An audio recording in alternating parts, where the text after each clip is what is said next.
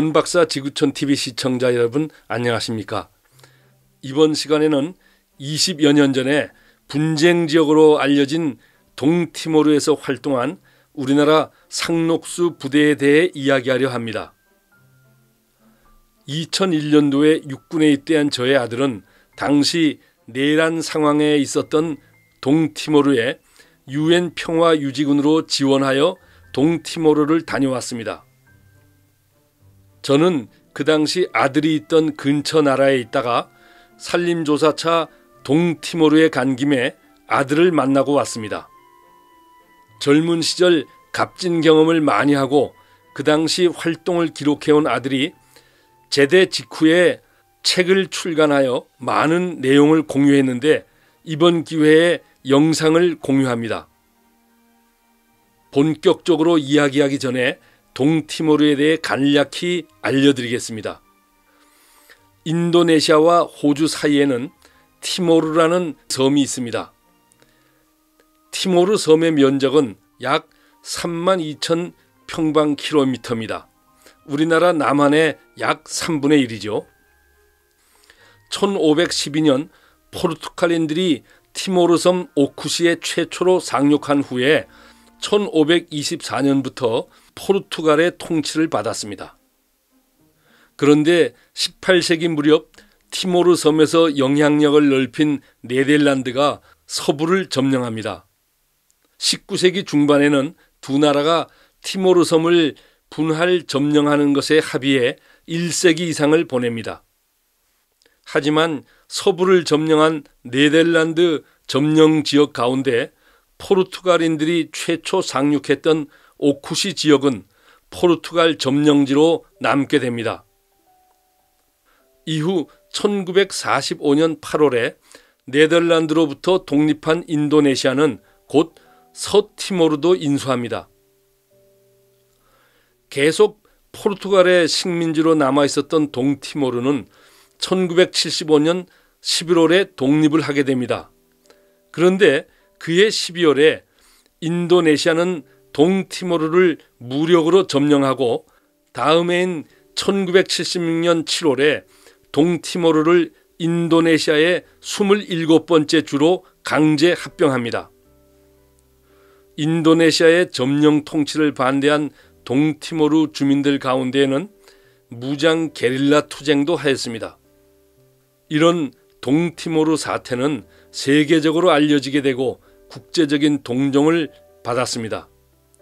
이를 무시해오고 있던 인도네시아는 심각한 경제 정치적 위기를 맞은 1998년에 동티모르에 자치권을 부여한다는 발표를 합니다.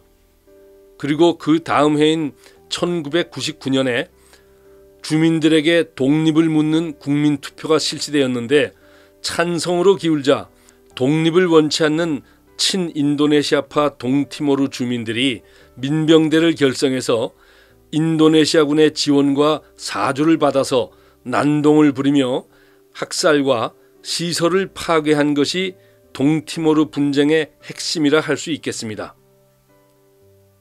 이러한 사태를 수습하기 위해 호주를 비롯한 다국적군이 투입되었고 이는 얼마 뒤 UN 체제로 바뀌었습니다.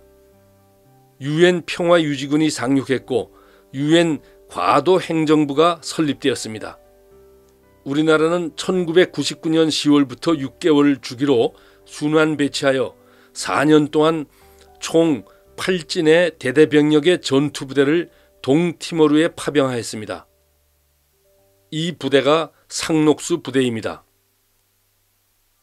저의 아들은 제5진으로 동티모르에 다녀왔습니다.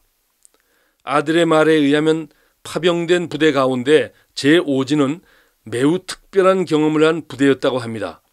왜냐하면 제5진이 파병되고 3개월 즈음 되는 시점에 약 310km 떨어진 곳으로 부대가 이동하였기 때문입니다. 제5진 이전의 부대들은 동티모르의 동쪽 라우템 지역 로스팔로스란 마을에 주둔하였었고 제5진 이후의 부대들은 인도네시아 영토 서티모르 안에 있는 동티모르 영토인 오쿠시에 주둔하였습니다. 제5진의 경우 약 3개월은 로스팔로스, 나머지 3개월은 오쿠시에 주둔하면서 양쪽 지역을 다 책임 맡았던 유일한 부대였습니다. 그럼 우선 상록수 부대의 첫 주둔 지역이었던 라우템 지역을 둘러보겠습니다. 친인도네시아파 민병대들은 다국적 군인들이 파병되기 전에 주민들을 마구잡이로 살해하고 건물, 시설물 등을 파괴하였습니다. 하지만 다국적 군대들이 동티모르에 파병되자 정규군과는 상대가 안 되는 친인도네시아파 민병대들은 산속으로 달아나 숨어버렸습니다.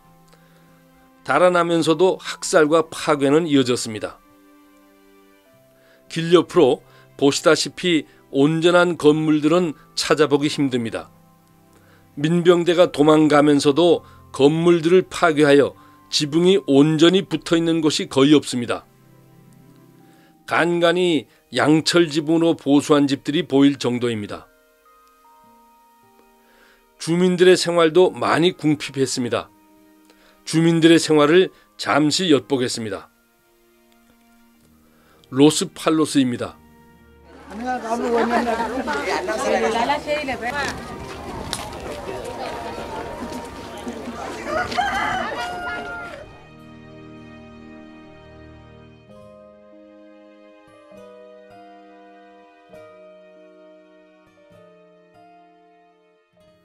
마을의 한 소년이 브레이크가 고장난 자전거를 신고 있는 슬리퍼로 세우는 모습입니다.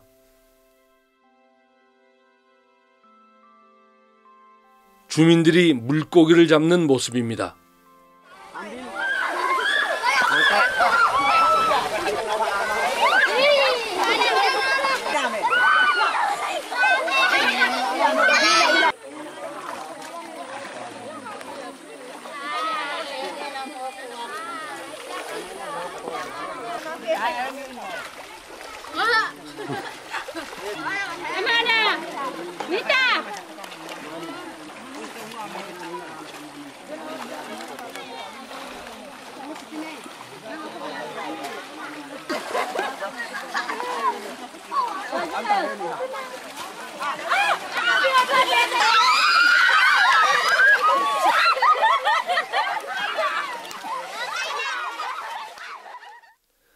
이색적인 방법으로 남녀노소 할 것 없이 물고기를 잡는군요.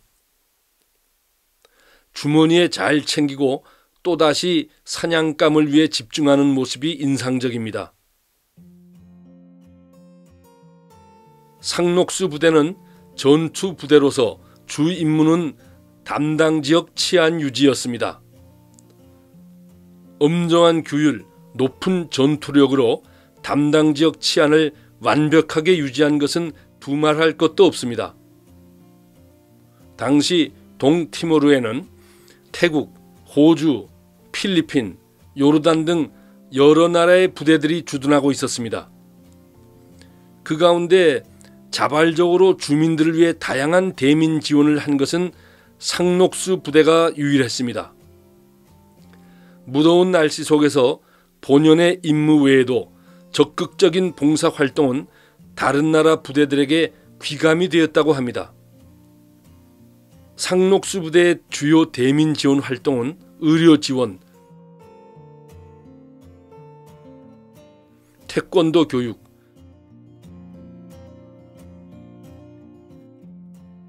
영화 순회 상영, 이발 봉사, 구조 활동, 건설 지원, 응급 환자 수송, 주민들의 농기구 수리 및 정비 등이 있습니다. 심지어 장병들은 사비를 털어서 장학금, 기증품 등을 마련해 주기도 했습니다. 상록수 부대가 봉사활동을 하는 날이면 주민들은 마치 마을 잔치를 하는 분위기였다고 합니다. 모여든 수많은 사람들 그리고 구호품 등을 받고 기뻐하는 주민들의 얼굴에서 잔치 분위기가 보입니다. 상록수 부대는 인기가 많아서 동티모르 주민들은 한국군을 다국적군의 왕을 의미하는 달라이 무딘이라고 불렀고 서로 자기들의 지역에 상록수 부대가 주둔해 주길 바랬다고 합니다. 상록수 부대의 활동이 마냥 순탄하지는 않았다고 합니다. 상록수 부대를 괴롭힌 것은 뜻밖의 장염과 말라리아였습니다. 저의 아들은 말라리아에는 걸리지 않았으나 한동안 장염으로 고생하였고 부대원들 대부분이 장염을 앓았다고 합니다. 장염 원인은 불분명했으나 부대원들은 두 가지 추측을 하였다고 합니다. 하나는 식기를 세척 시 사용했던 강물에 오염원이 있지 않았나 하고, 다른 하나는 주민들이 물소에 배설물을 말려서 땔감으로 쓰는데 물소의 똥을 만진 손으로 장병들과 악수를 하고 그것을 모르는 장병들이 간식 같은 것을 손으로 집어먹다가 병균이 옮은 것이 아닌가 추측했다고 합니다. 동티모르가 서서히 안정을 찾아가면서 유엔 평화유지군 감축이 시작되었습니다. 유엔 평화유지군으로 파병을 보낸 국가들은 내심 자국 부대가 철수 대상이 되지 않았으면 하고 바랬을 것입니다. 왜냐하면 국위를 선양하는 활동이었고 유엔에서 파병 비용과 인건비 등을 넉넉히 지급했기 때문에 경제력이 약한 국가일수록 장기 주둔을 원했을 수도 있을 것입니다. 유엔은 파병 부대 가운데 주둔 가치가 약한 부대들을 우선 철수 대상으로 고려했던 것으로 생각됩니다. 앞서 언급한 인도네시아령 서티모르 안에 있는 동티모르 영토인 오쿠시 지역에는 요르단군이 주둔하고 있었습니다.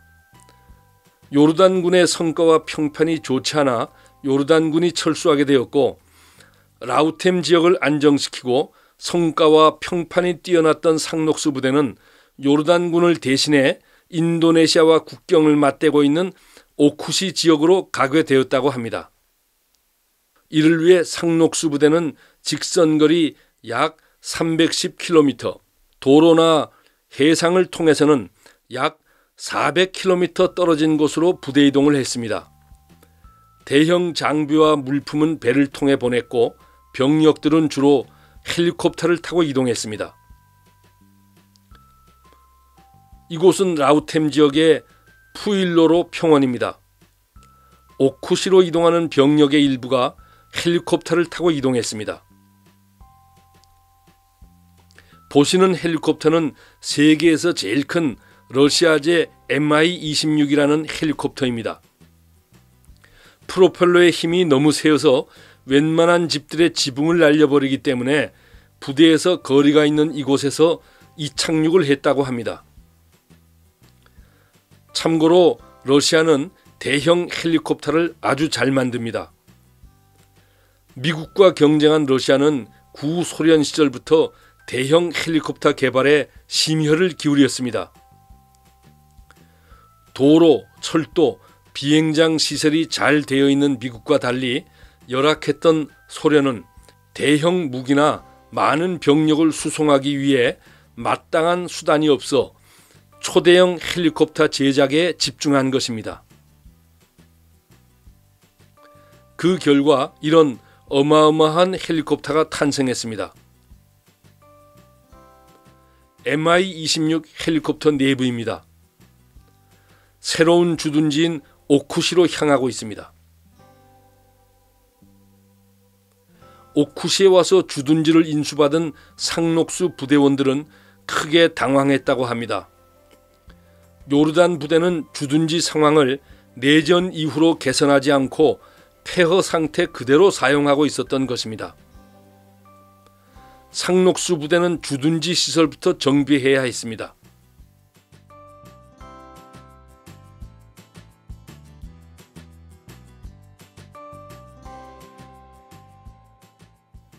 장병들이 쉴 새 없이 일해 부대는 금세 말끔한 모습이 되었습니다.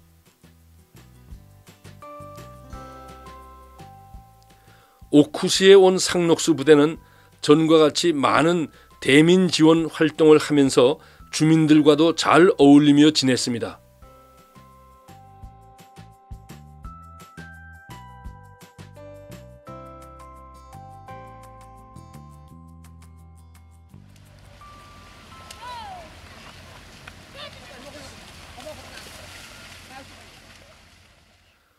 부대 주둔지 부근입니다. 소년이 물소떼를 몰고 있습니다. 동티모르에는 물소가 많아서 부대원들은 소고기 대신 물소고기를 많이 먹었다고 합니다. 미역국에도 물소고기가 들어가는 경우가 많았는데 특유의 향이 강하고 소고기보다 더 질긴 느낌이었다고 합니다. 이곳은 국경 지역입니다. 라우템 지역과 크게 다른 점이 있다면 인도네시아와 국경을 맞대고 있는 곳이라 좀 더 깊은 주의가 필요했습니다.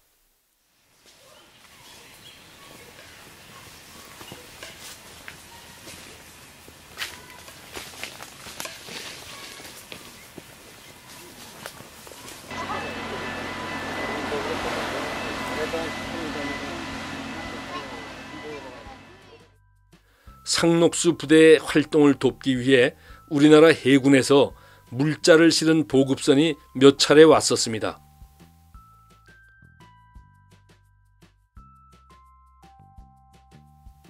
해군은 주민들에게 함상을 열어 공개하고 식품과 의류, 구호품 전달도 하였습니다.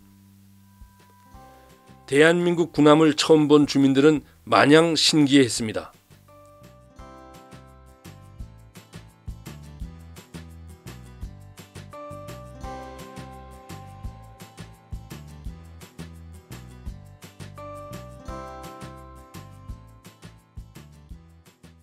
주민들은 맨발로 다니는 경우가 많았는데 이처럼 달구어진 갑판 철판 위를 뜨거워서 잘 못 다니는 경우도 있었습니다.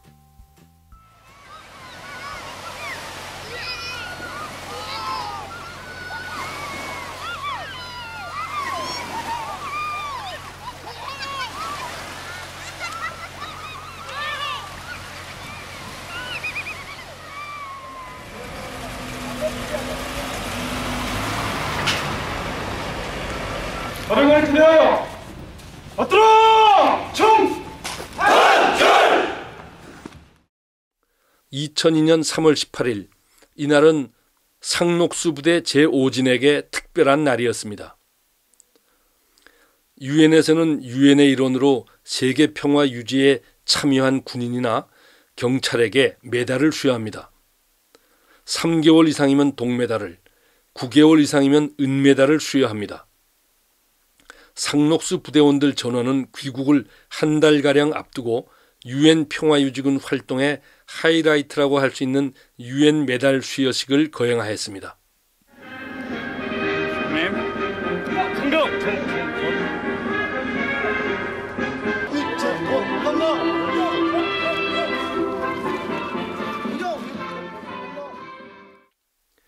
수여식 이후 이어진 문화행사는 관람자들에게 많은 볼거리를 제공했습니다.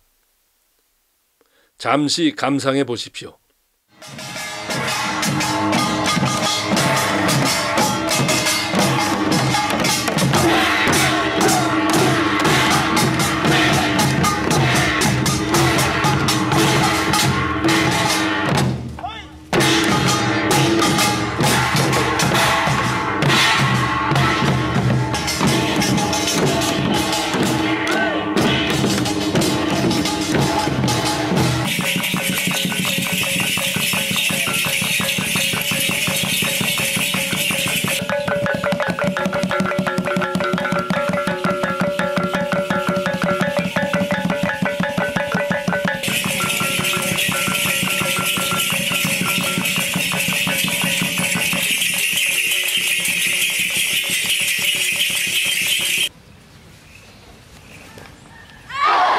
Orang yang terlatih selama 2 bulan.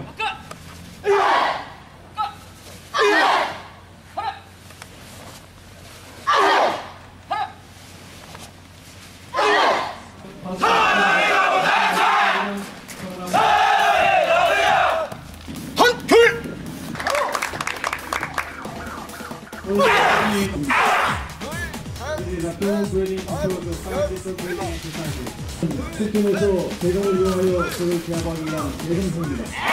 그래서 저의 처음 때에는 국민들의 위협을 당했습니다. 그러자니 이스마전 등의 승리를 얻을 것을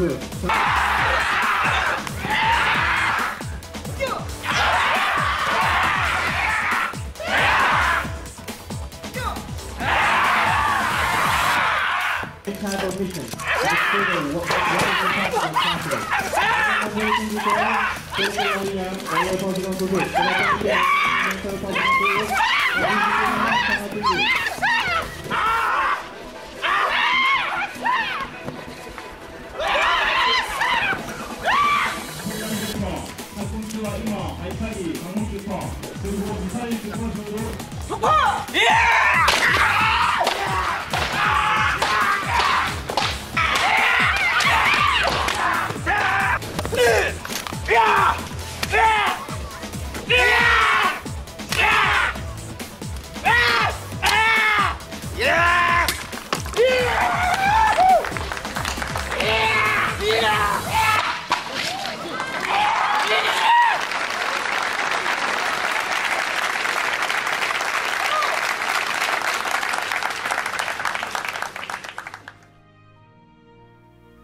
대한민국을 비롯한 유엔 여러 나라의 도움으로 동티모르는 2002년 5월 20일에 독립을 맞이합니다.